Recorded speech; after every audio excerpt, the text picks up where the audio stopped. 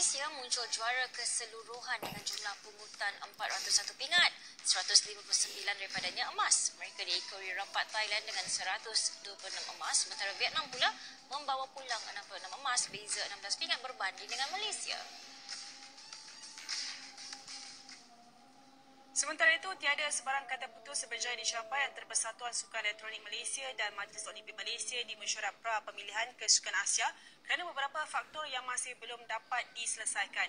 Berlainan dengan sukan lain, e-sukan yang merupakan pendatang baru dalam tamasya ini punya pendekatan dan cara berbeza untuk mengumpul pemain terbaik mewakili negara mengikut acara yang berbeza. Meeting memang sampai sekarang tak ada satu final word yet. Kita akan tunggu di result for regional game ni. The first criteria yang kita pilih adalah based on last year Malaysia qualifier. Kita sudah dapat the best team lah on that time. Then currently we are doing some invitation through the professional league punya result, through their achievement. Macam team Mas satu dapat perak gangsa di SEA Games, we invite them to join in the boot camp to pick the best 5. Dalam masa yang sama, Persekutuan Jiu-Jitsu Malaysia turut dalam kebimbangan apabila atlet taruhan Adam Akasyah tidak berada dalam senarai yang mendapat kelulusan dari MOM. Menurut pengurus pasukan Syahrizal Mat Siddiq, lebih perbincangan akan dilakukan di samping perancangan untuk membawa atlet Jiu-Jitsu berkelana di luar negara berlatih secara intensif menjelang tamasya pada September ini. Untuk status Adam, sebab banyak pertandingan yang Adam bertanding sebelum ni adalah di bawah kategori sukan C. Jadi hanya ada satu sukan yang beliau bertanding di Asia dan malangnya dia tidak berapa bagus demi result daripada ketiga, tapi untuk sukan C dia dah memang bounce balik. Jadi faktor-faktor inilah yang kami akan ketengahkan kepada OCM, MSN dan juga ASN untuk mempertimbangkan Adam terutamanya sekali, sebab dia memang kita punya star atlet. Jadi rugilah kalau kita tak dapat menghantar dia sebagai seorang yang sebelum ni memang medal hopeless untuk tidak pergi ke sukan Asia nanti. Tapi memang luar daripada Malaysia, sebab kami risau kalau kami sentiasa berada dalam latihan di Indonesia saja, mungkin kita terlalu biasa dengan prestasi kita di sukan C ataupun di kawasan ASEAN, tapi tak biasa dengan negara-negara lain di Asia. Jadi kita perlu melibatkan atlet kita untuk membiasakan diri untuk bertanding dengan orang-orang luar daripada ASEAN supaya boleh lebih bersedia untuk sukan Asia kali. Kecewa sukan kanu di negara ini terus dianaktirikan. Menurut Presiden Persatuan Kanu Malaysia Michael Wong yang tekad letak jawatan. Selepas berteka-teki, akhirnya pada Jumaat, Michael mengesahkan perletakan jawatannya selepas mesyuarat pra-pemilihan tamasya sukan Asia. Walaupun menepati kriteria pemilihan, Michael dimaklumkan bahawa pasukan kanu negara masih tidak layak beraksi di pentas Asia. Michael turut menifatkan peluang yang diberikan MOM untuk memberukaikan dengan mencipta catatan masa lebih baik dalam tempoh 10 hari tidak masuk akal dan bagaikan menafi penyertaan skuad negara di Hangzhou. Ini telah bercanggah dengan kriteria yang telah ditetapkan oleh mereka. Saya diberikan bahawa ini adalah arahan kerajaan. Arahan kerajaan itu siapa? Adakah daripada menteri ataupun kabinet? Saya nak tahu jugalah kenapa boleh benda ni flip flop. Kadang-kadang you bagi surat yang di sini berkatakan ini ialah kriteria pemilihan.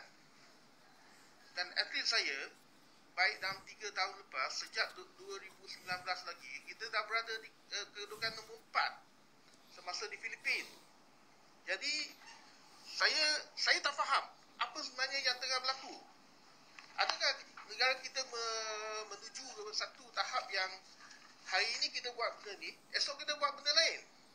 Undang-undang ni boleh berubah bila-bila masa. Mengikut perlembagaan, timbalan saya akan ambil alih lah. Mereka pun sedia maklum. Pada malam ni mereka pun ada bicara di sini juga. Cumanya kenapa saya buat begini, saya rasa ramai tahulah. Saya sangat kecewa dengan apa yang berlaku. Sejak 5 tahun ni tak ada benda yang berubah. Menjelang perlumbaan Capri hujung minggu ini di Sepang, pelumba CP150 SCK Honda Racing Team, Hilmi Azman pasang hasrat menggulangi kejuaraan pusingan 3 musim yang lepas. Hilmi yakin ada peluang cerah ungguli perlumbaan di Litar Sepang Selatan menekan pelarasan jenteranya yang menunjukkan peningkatan positif selepas hampir 2 edisi berdepan masalah keserasian.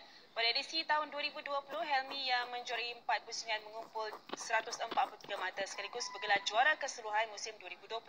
Helmi itu menyifatkan kemenangan di pusingan 4 akan menjadi pemangkin semangat untuk beraksi lebih cemerlang di kejuaraan ARRC di Jepun pada 23 hingga 25 Jun. Okey, lepas after saya World Champion 2020, 2021 season agak buat saya tiada luck juga kerana saya tak masalah saya dengan tim ada beberapa kita orang problem di bahagian enjin, dan 2022 saya agak struggle juga, tapi saya still boleh ada manage juga ada race dalam kelompok kelima.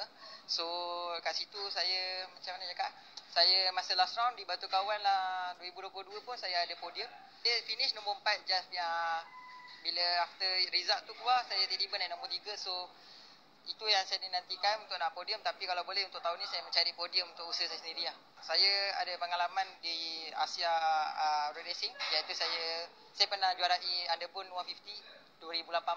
So dekat pada yang pengalaman itulah saya akan gunakan di Capri, kerana kita tahu sebab track besar ni semua orang memang boleh menang, kerana yalah memang track besar, so finishing pun agak jauh. So motor pun kita nak ikutkan sama level, dan kat situ kita kadang-kadang mengikut laki jugalah. Macam tu. 21 mata membezakan Helmi dengan peneraju kategori CP150 Kasma Daniel yang kini sudah mengutip 51 mata keseluruhan. Tapi hanya 6 mata membezakan Kasma dengan Akid Aziz dan Azroy Hakim yang terikat di tempat kedua senarai pelumba. Adakah Helmi Azman mampu lakar kejutan di Litar Antarabangsa Sepang pada Ahad? Jom sama-sama kita layan debaran pusingan keempat Capri bermula jam 2 petang di saluran 802. Alamak, rasa macam nak pergi Sepang lah pula tengok Capri ni kan. Boleh layan kat sana kan? Memang seronok walaupun tak pandai buat motor laju. Boleh tengok motor-motor laju. Betul tu Dayang. Okey, dah teruskan bersama dengan Suarina. Ada banyak perkembangan kita bawakan. Betul tak Dayang? Betul. So pastikan anda kekal setia bersama dengan kami di laman media sosial dan juga di semua platform dan saluran Astro Arena. Saya Dayang. Saya Suzana Basri. Assalamualaikum. Bye.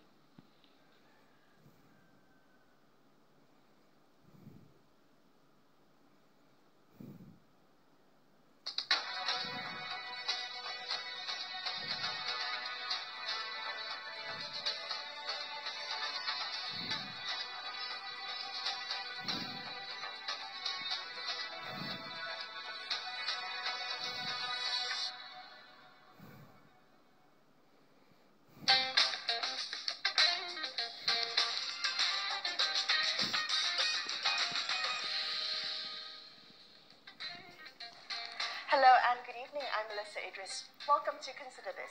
This is the show where we want you to consider and then reconsider what you know of the news of the day. I'm here today at the Malaysia Futures Forum 2023, which is jointly organized by the LSC Soswi Hawk Southeast Asia Centre and Khazanah Research Institute. This forum has brought together scholars and policymakers to anticipate and discuss and imagine all the possible futures of social, economic and political development.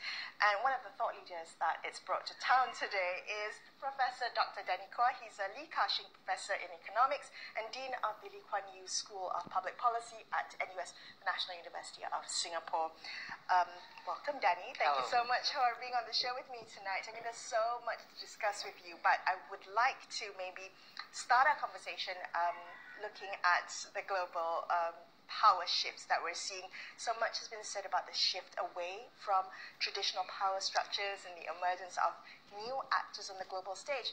But can you maybe set the scene for us? Where do you see the current balance of power and how it's been evolving currently today? Thank you, Melissa. It's a great pleasure to be here talking to you.